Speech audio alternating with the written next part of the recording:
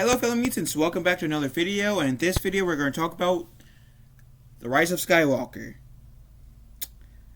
And it's supposed to be the conclusion of the Skywalker saga, or was supposed to.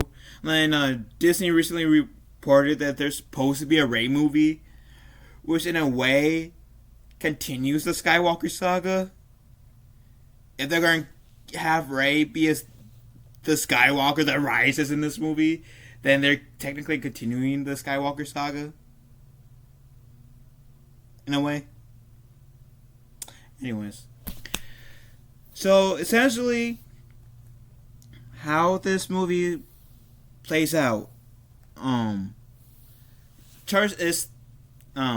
a mole in the First Order. That told the Resistance that the Emperor, Darth Sidious, Chief Palpatine, has returned somehow, which doesn't get explained in this movie whatsoever. And he is building pretty much Empire 2.0. And at this point, when we learn about this, Rey got some Jedi training. She was trying to reach out to the Jedi of the past. She failed. Leia is her Jedi Master at this point. Kylo Ren discovered, went to Exegol, which is in the Outer Realm, which is like a planet where the Sith hangs out at, and essentially tells Kylo Ren that Rey is essentially his as in Palpatine's granddaughter, and which is essentially Kylo Ren tells Rey later on in the movie. For like a little bit, Kylo Ren and Rey has this like Force Skype moment. Say, tell me where you are. I know how. I don't want you to know where I am, creepo. Oh, I know your past. You lie.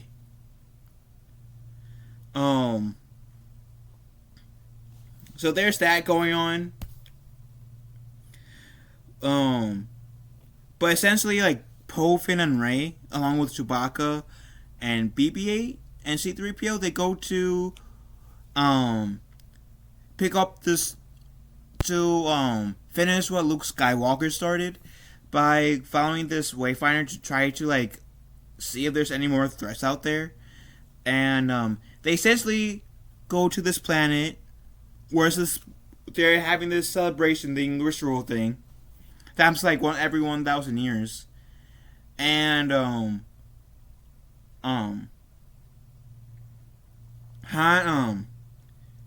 they get into some sort of trouble after like the first Force Skype thing. Nano comes in, saves the day, lets them know that there are two Wayfinders, and that he and Luke Skywalker was pretty much following this Jedi Hunter when they practically discovered their tracks stopped on this planet that they're on.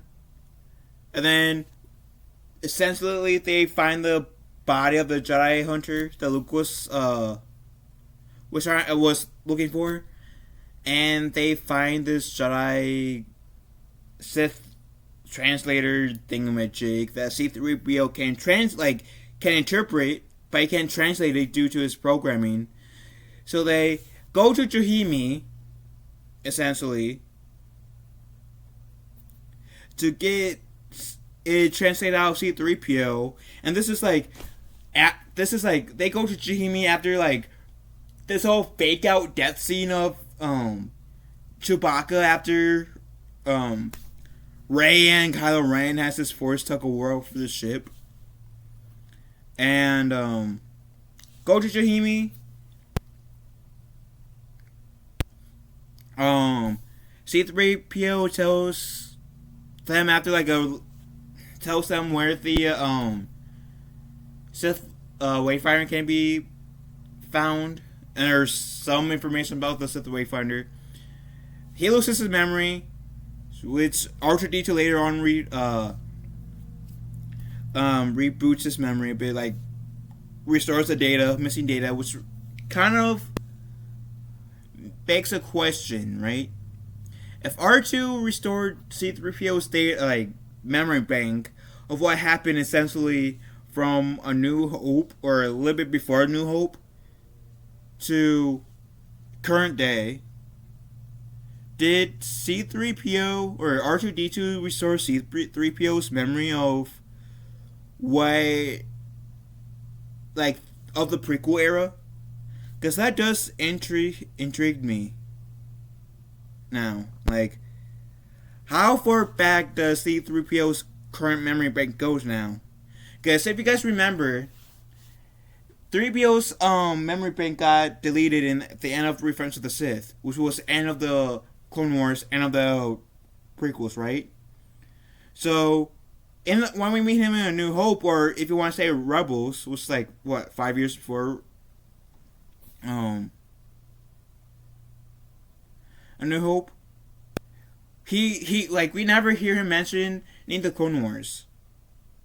So, like I said, does 3PO getting his memory rebooted also reboot that stage of his life? Because I understand why Bail Organa had his 3PO's mind going blank, because 3PO is a blabbermouth. And would most likely have told Luke and Leia, or Luke about Anakin, putting Luke in danger, or risk like blabbing to the wrong person, and essentially putting Luke and Leia in danger. But that has been begging, like, on my mind since I watched Rise of Skywalker. So anyways,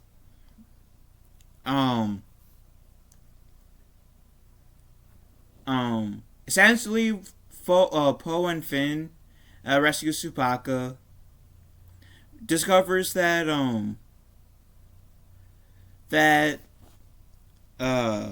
General Hux is the spy that was feeding the Resistance the intelligence, and he was saying, "I don't care if you guys win. I just want Kylo Ren to lose." And Kylo Ren and Rey has this little moment where Rey kind of gets "I am your father" moment for this movie, but having like Kylo Ren tell her that I am this, my mother was the daughter of Vader. Your father is the son of the Emperor. You are a Palpatine. And then Rey escapes with Poe, Finn, Chewie, BB-8, and this Dio droid. And Finn tells Rey tells Finn that I'm a Palpatine, and my father killed my grandfather killed my parents. I'm going to kill him. And turns out the Wayfinder, to locate the Wayfinders, where is on Endor and the Death Star.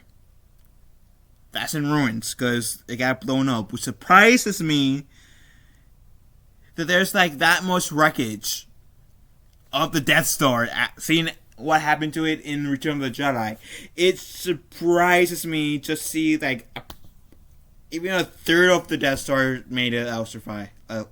Out. It seems like. I do like in this, like as Rey is exploring the Death Star a little bit, we kind of get the music of when Luke takes off Vader's helmet to reveal Anakin Skywalker's face. I do like that music. And I do like seeing the little like original trilogy Stormtrooper helmets just laying on the ground. I thought that was pretty nice. Could I have dealt with like the Death Star being here? I could have like dealt without it, to be honest. But since we had it, that music and the Stormtrooper helmets were pretty decent callbacks, I have to say.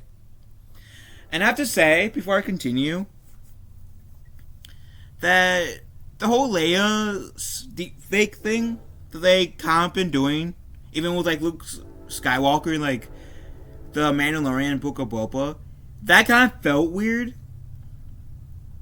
Partially because like yeah, Carrie Fisher's been dead, sure, but the whole like I don't know like now Star Wars is part of Disney, right? You can say that use the same argument with the whole Luke Skywalker scene in the Mandalorian. That could have done better. Could have done better. At least with the like Mando first, as you call it, they hired this YouTuber to step up their game. And to their credit, when we saw Luke Skywalker in Book of Boba, the deepfake thing got a lot better. Even though the actor looks a lot like Mark Hamill, and could have like easily like done without the deepfake. But the deepfake improved. I enjoyed Leia's CGI face in Rogue One towards the end of Rogue One. I know some people are like iffy about that, but I was okay with that because we only got that for like 5 seconds of the entire movie, so that wasn't like exactly bad. And even Grand Moff Tarkin in Rogue One. There were times when I felt like a video game character. And I understand that some fans felt like that was disrespectful to the dude who played Grand Moff Tarkin since he's been dead. But yeah, that was pretty decent CGI.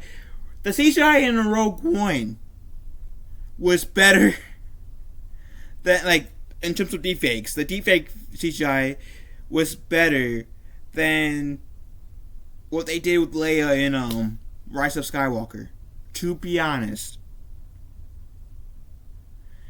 And the reason why I'm not using Book of Boba, because Book of Boba came out after Rise of Skywalker. So I'm kind of giving it somewhat of a leniency, but still, I think, to be fair, like, Book of Boba, Mando Season 2 was out, I think,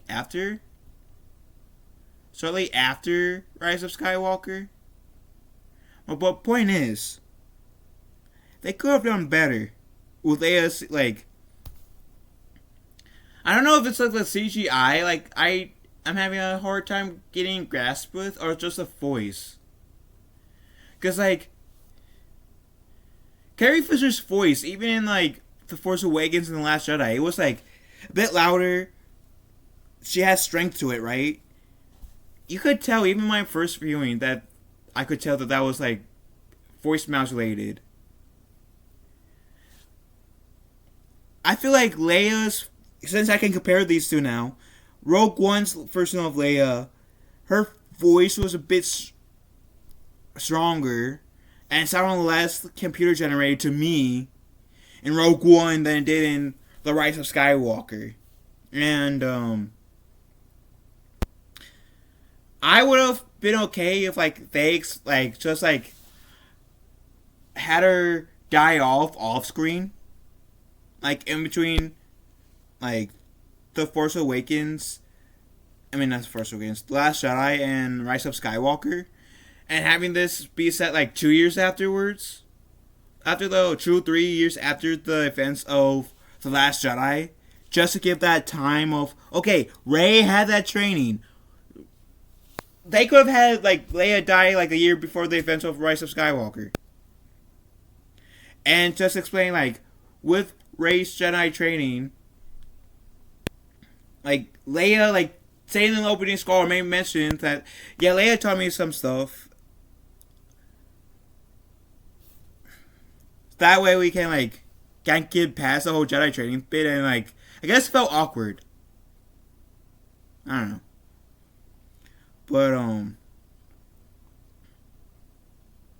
essentially, when they reach to Endor, Rey goes inside the Death Star, finds a Rey fighter, has a little fight with herself, then has a fight with Kylo Ren. And then she kills Kylo Ren, but realizes and senses in the Force that Leia died. Turns to reach out to Ben Solo. And Rey says, because earlier in the movie, Kylo Ren says, you wanted to, when I gave you my hand in the last movie, you wanted to take it. And Rey acknowledges that, saying, "I want to take your hand, Ben Solo's hand, not Kylo Ren's hand." And she takes his TIE fighters and escapes. And essentially, Poe Finn, the good guys, goes back to the Resistance base. Kylo Ren talks to a memory, I guess that Leia was projecting. I'm kind of confused how that worked. But somehow Kylo Ren was talking to Han Solo, like a figment of his imagination, or memory as he called it, of Han Solo. And some of their dialogue is reminiscent to the Force Awakens dialogue that they had. And Ben, I guess you can say Ben at this point, tries to apologize to Han, and Han says, "I know." And hence, I guess that's when Kylo Ren died, as Kylo Ren threw his lightsaber out. That's when Kylo Ren died and Ben Solo was resurrected. And we see Han, Poe, Chewie, people that went into the Millennium Falcon going back to the Resistance base. One of the people says, "Yeah, Leia's dead." We see Chewbacca handling it hard. We see Rey going to Act 2, and she's throwing stuff in the burning TIE fighter. And she tries to throw on the lightsaber, right? And then Luke Skywalker catches it. And he said, "The Jedi's weapon deserves my respect." Felt like that was a little jab towards Rian Johnson, like having Luke just do this.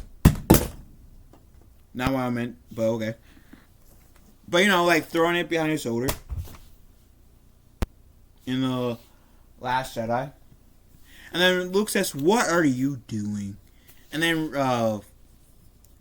Rey tells Luke that she's going to hide on Act 2 like Luke did, because she found out that she's a Palpatine, and she doesn't want to be a risk to the galaxy. And Luke says, "Yeah, that was wrong of me to do. Go in hiding. I should have not done that." And Leia knew that you were Palpatine too, and she trained you because of your heart, your passion, and that facing your fears is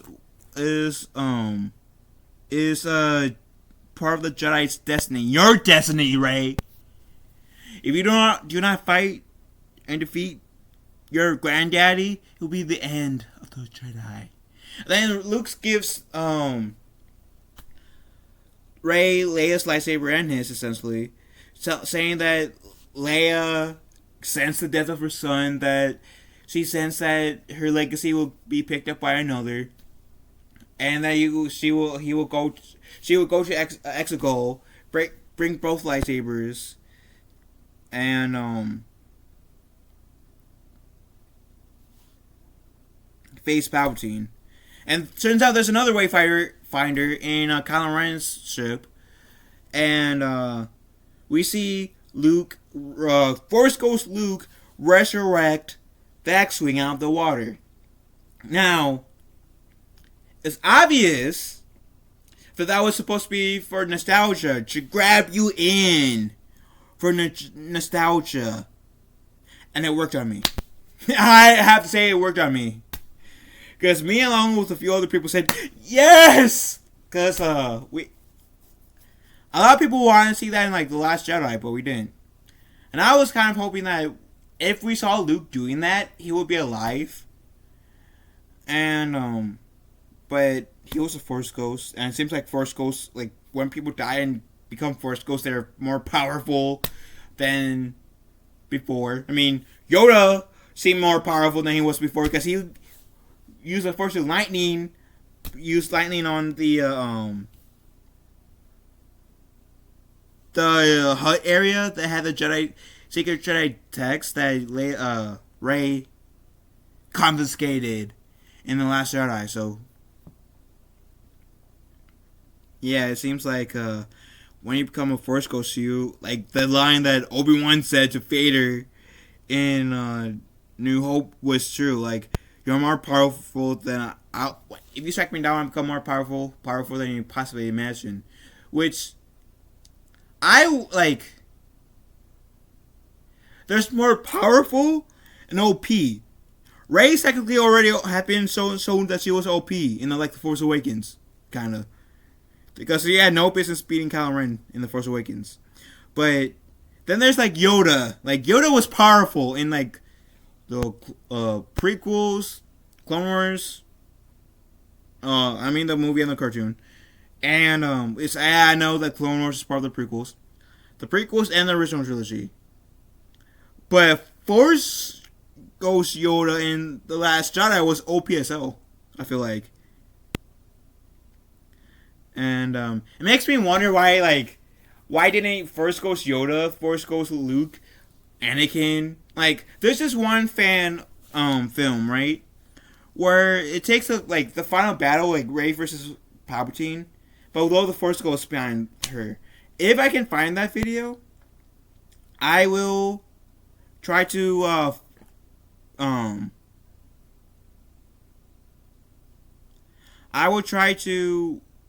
I will link it for you guys in the chat, in the description. So long story short, Rey goes to the Exegol, leading the resistance to Exegol. Rey and Kylo Ren, or Ben Solo, teams up against the Emperor, kills, Ben gets his ass handed to him, gets force pushed. Rey essentially uses force her lightsabers to use against Palpatine, which at this point you would have really thought, after getting his face disfigured and being distracted, doing the force lightning on Luke, allowing Vader or Anakin at the time to save his son. We have taught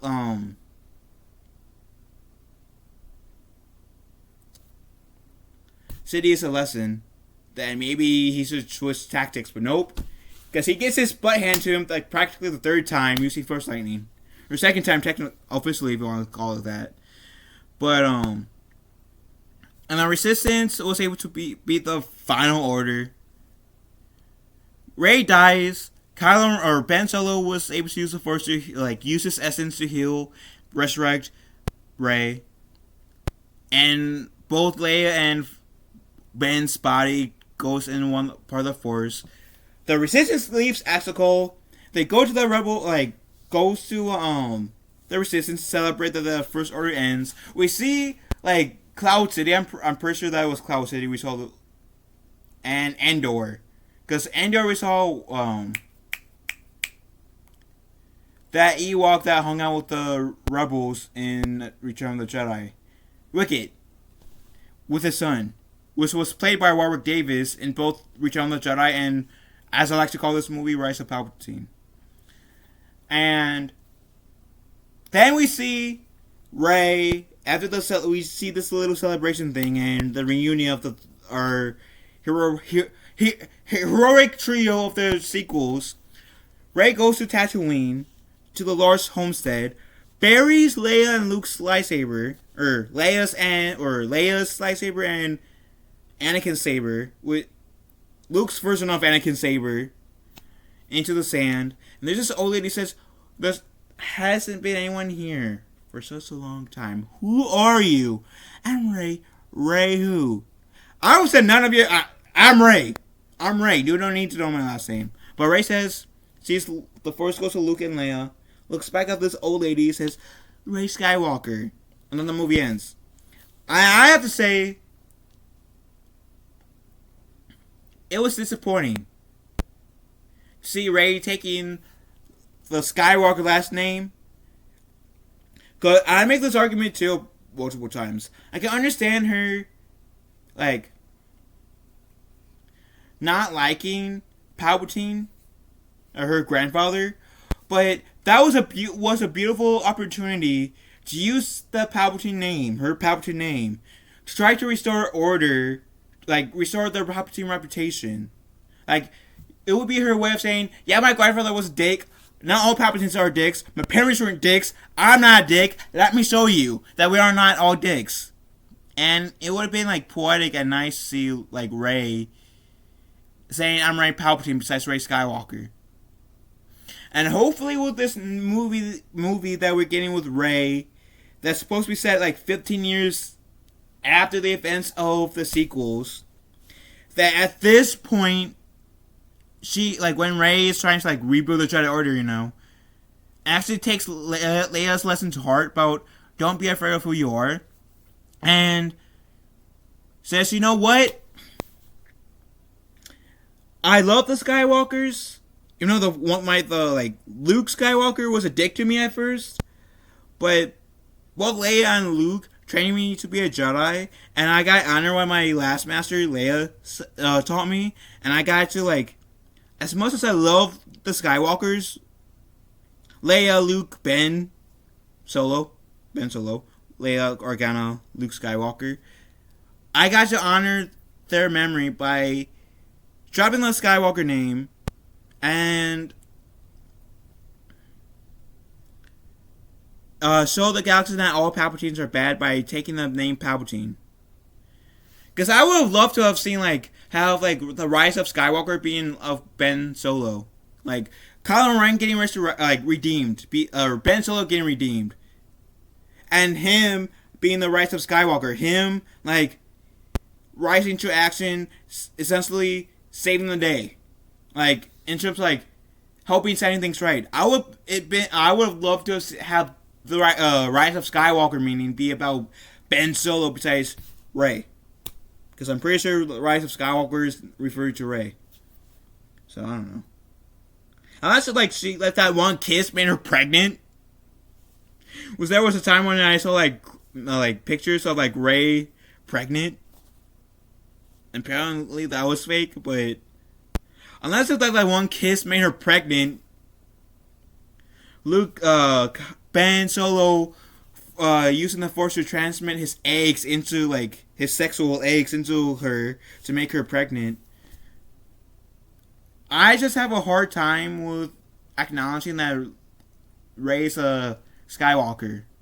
If that makes sense. She's a Palpatine. I would have liked to have seen her use that name. But anyways, the movie was like, it wasn't exactly a satisfying end to the Skywalker saga. If that was supposed to be the Skywalker end, it was just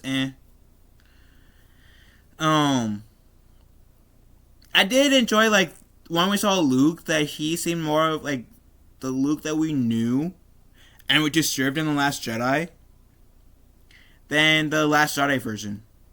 And like I said, I was in that camp where I was more okay with, like, grumpy old Luke Skywalker in The Last Jedi because I understood that we had one more movie, right? So I understood that in the next movie we could easily we could see Luke revert back to that person that we saw in Return of the Jedi, but more mature. I mean, essentially we kind of did, but still, like, I was more understanding, like, a bit more understanding, even though it still frustrated me to see Luke kind of cranky. And what pissed me off even more was how he died in Last Jedi, but that's a discussion for another time. But what do you guys think about the Rise of Palpatine, as I like to call the movie? Leave a comment down below. Love you guys. Have a wonderful day. Be kind to one another. May the Force be with us all.